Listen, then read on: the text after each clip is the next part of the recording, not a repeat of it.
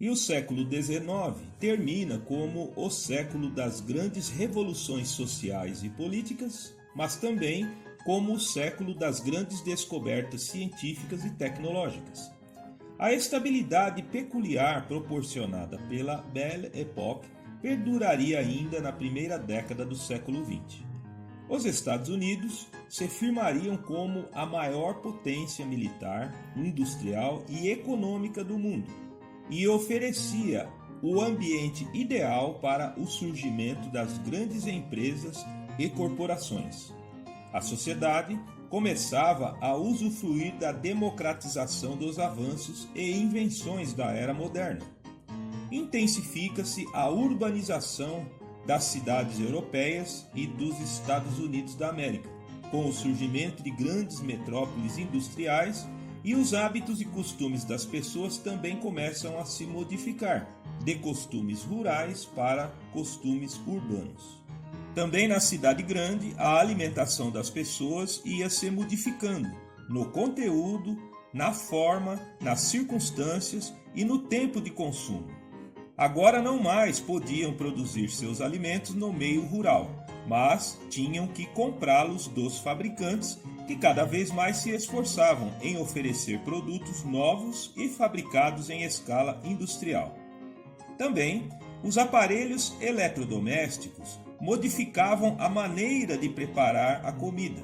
Eram destinados ao preparo e ao acondicionamento dos alimentos.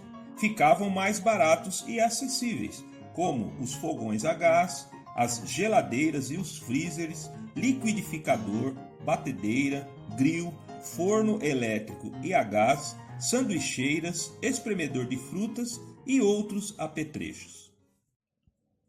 Ainda no final do século XIX, preocupado com o problema da nutrição, o químico alemão-suíço Georg Wander acreditava muito nos potenciais nutricionais do malte de cerveja, no que ele tinha certa razão.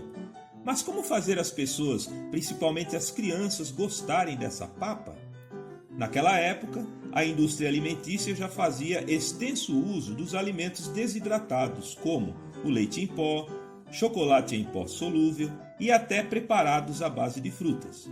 Foi então que Wander, com a ajuda do filho jovem que servia de degustador para suas invenções, decidiu formular, tudo junto e desidratado, extrato de malte, chocolate, extrato de beterraba, ovos e açúcar, no que resultou num produto muito gostoso para ser adicionado ao leite e, acima de tudo, muito nutritivo. Inicialmente, o ovo maltine era comercializado na forma de suplemento alimentar e vendido em farmácias. Posteriormente, passou a ser vendido no varejo, exportado para todos os países da Europa e Estados Unidos da América. É um típico exemplo de um alimento criado no contexto da Revolução Industrial Alimentar moderna. Também, sendo fabricada desde 1871 na Holanda, já no início do século XX, a margarina definitivamente ocupa a maior parte do espaço gastronômico da manteiga, apresentando-se como uma opção prática e de baixo preço, tanto para o consumo doméstico como para a indústria alimentícia. Também em 1912, Otto Frederick Roeder funda no Missouri, Estados Unidos, a primeira fábrica de pão de forma, a Chillicothe Packing Company, contribuindo muito para a adoção do sanduíche como um dos principais alimentos da era moderna e do ambiente urbano. Em 1905, em Vevey, na Suíça, associam-se os irmãos americanos George e Charles Page com o alemão Heinrich Nestlé para fabricar a farinha láctea e o leite condensado e se consolidam então como dos maiores grupos empresariais industriais de alimentos da Europa e do mundo, a Nestlé, que hoje atua tanto no setor alimentício como no setor médico-nutricional, no setor de cosméticos, com o controle acionário da empresa L'Oréal de Paris e também atuando na alimentação PET.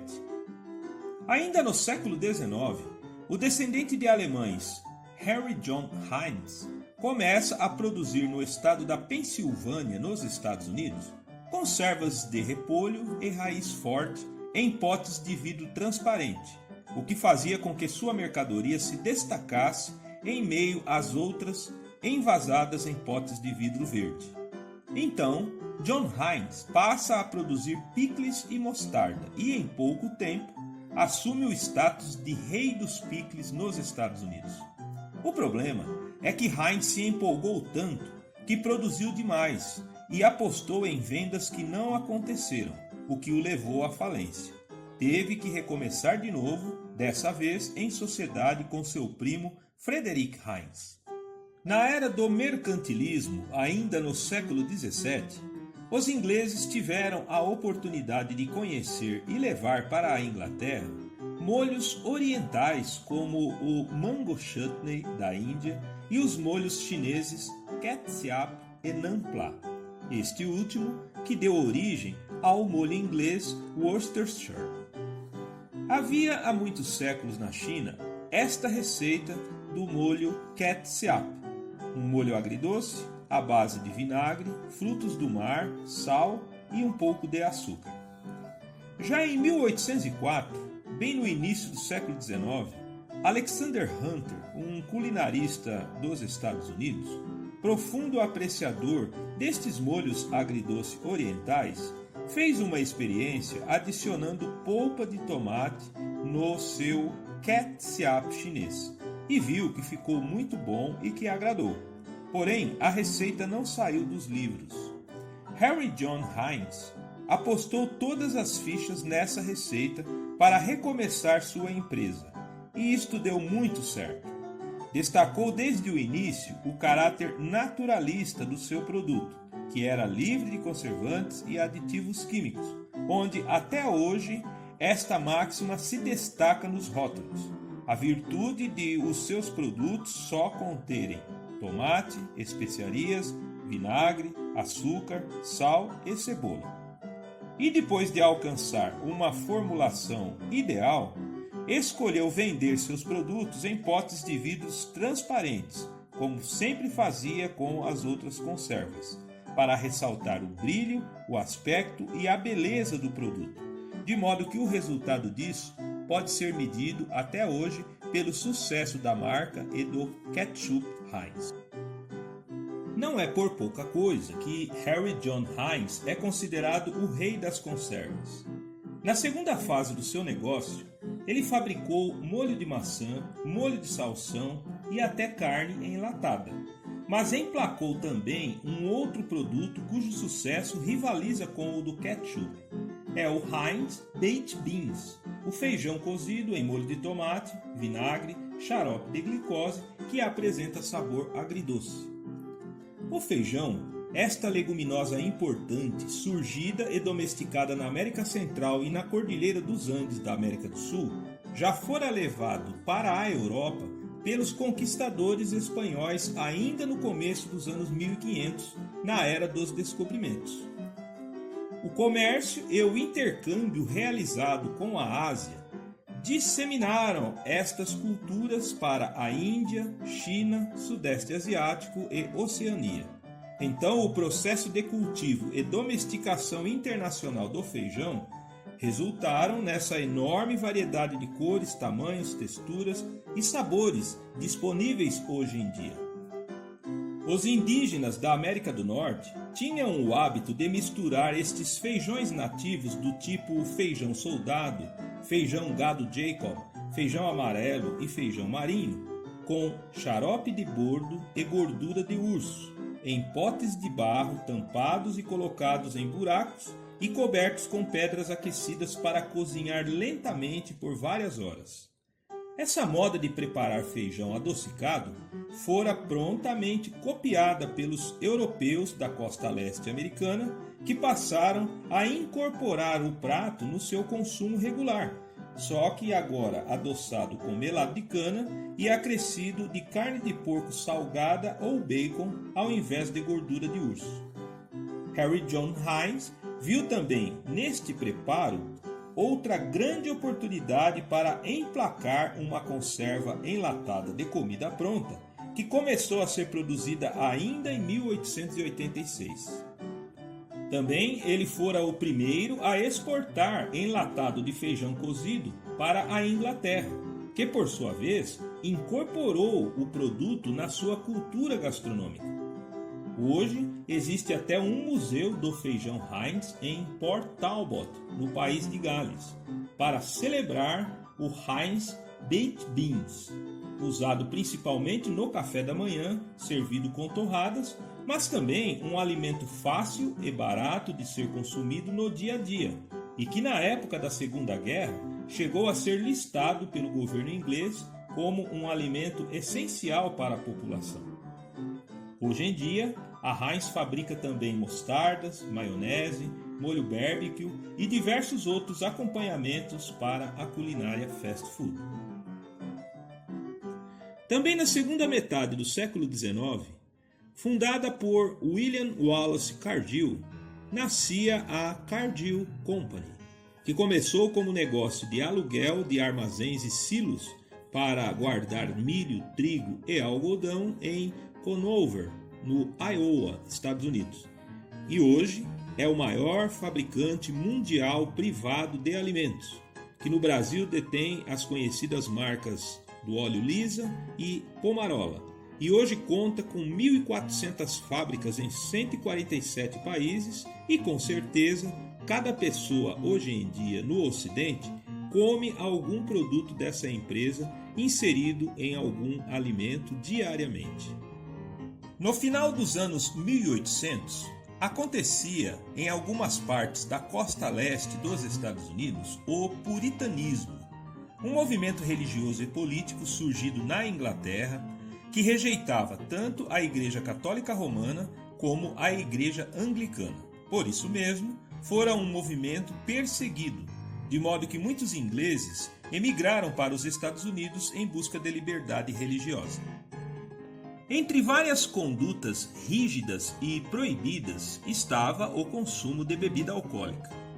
Foi quando prosperaram os comércios então denominados pontos de venda, que eram bares que não vendiam bebida alcoólica, mas sim sorvetes e xaropes a serem misturados à água gaseificada ou clube soda.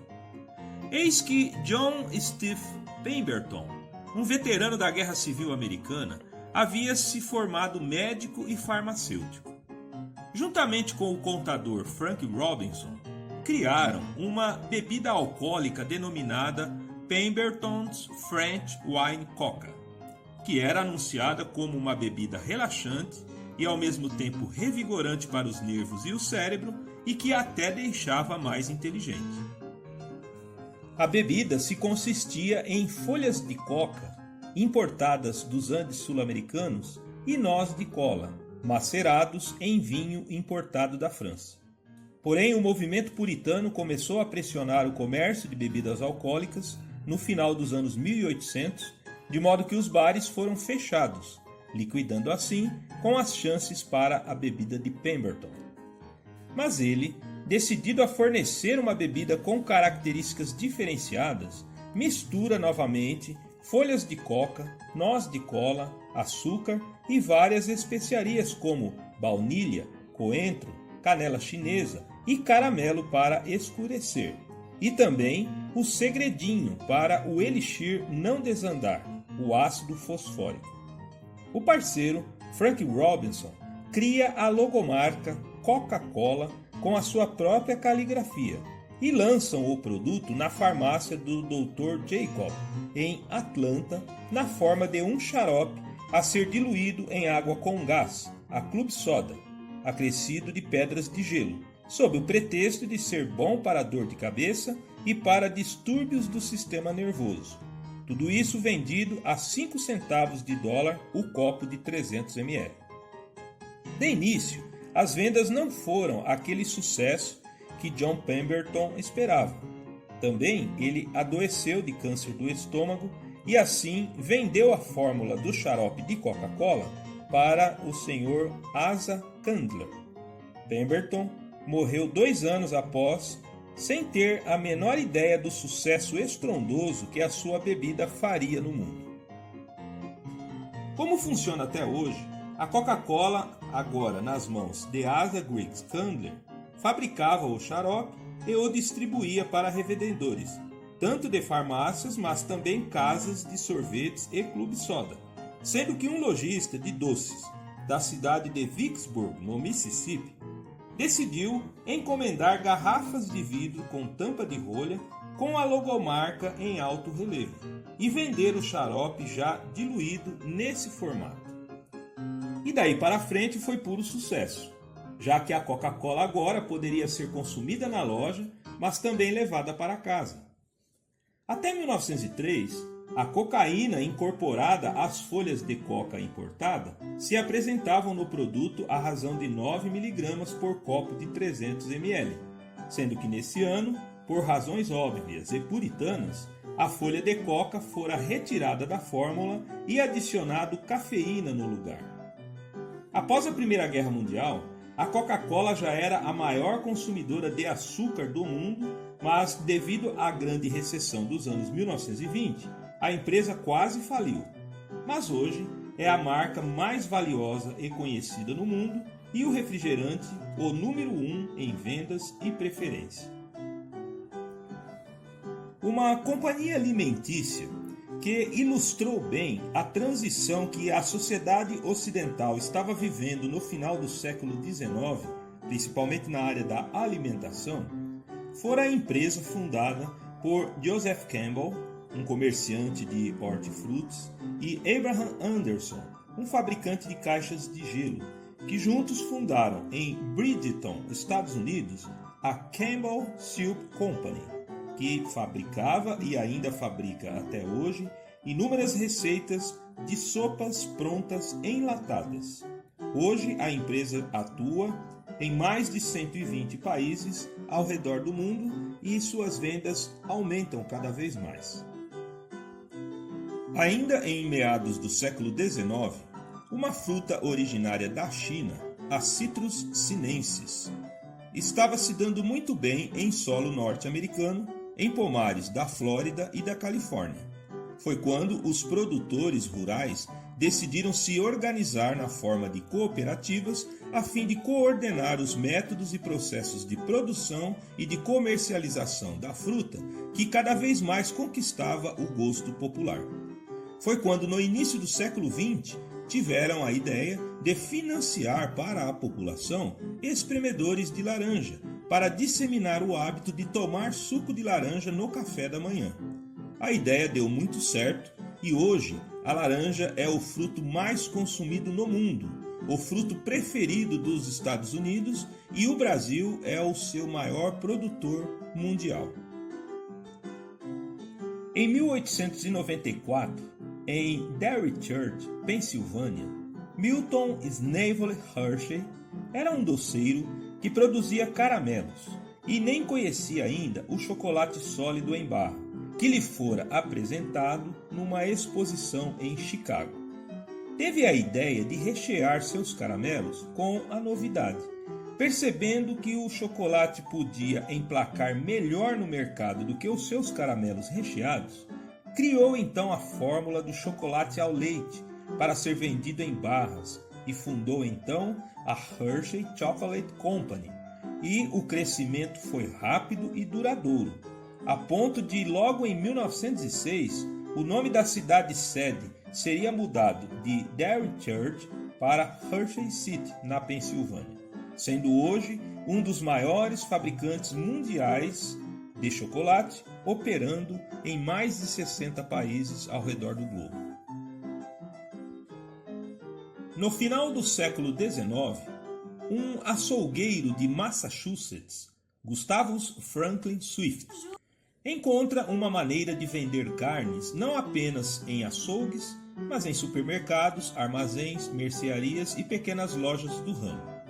Decide montar um frigorífico para abater, fracionar, empacotar e refrigerar carnes bovina, suína e carne de ovelha.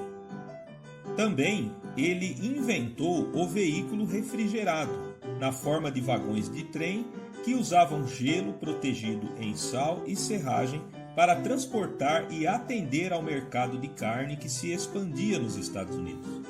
Nos primeiros 5 anos, abriu filiais em Boston, Albany e Buffalo e mudou a sede da empresa Swift para Chicago, que na época era a capital da carne, onde também estavam estabelecidas as gigantes do setor como o frigorífico Armour e Wilson. Gustavo Swift criou parcerias para resolver o grave problema das indústrias do setor, que era o aproveitamento das partes outrora desprezíveis dos animais, como as vísceras, os ossos, patas e chifres, e que produziam mau cheiro e poluição ambiental. Então, no entorno de suas unidades, e depois atitude copiada por outros concorrentes, se estabeleceram cadeias produtivas de artefatos de couro, sabão, colas, fertilizantes e utensílios como botões e talheres, e até o setor farmacêutico para a produção de insulina e pepsina. Também em Chicago, Philip Dunford Armour, um forte concorrente de Swift, foi o primeiro industrial a produzir carne enlatada no sistema de produção em série. Também Armour foi o primeiro frigorífico multinacional, expandindo-se para a América Latina, no Brasil, se instalando em Santana do Livramento, no Rio Grande do Sul, e em São Paulo, na Vila Anastácio.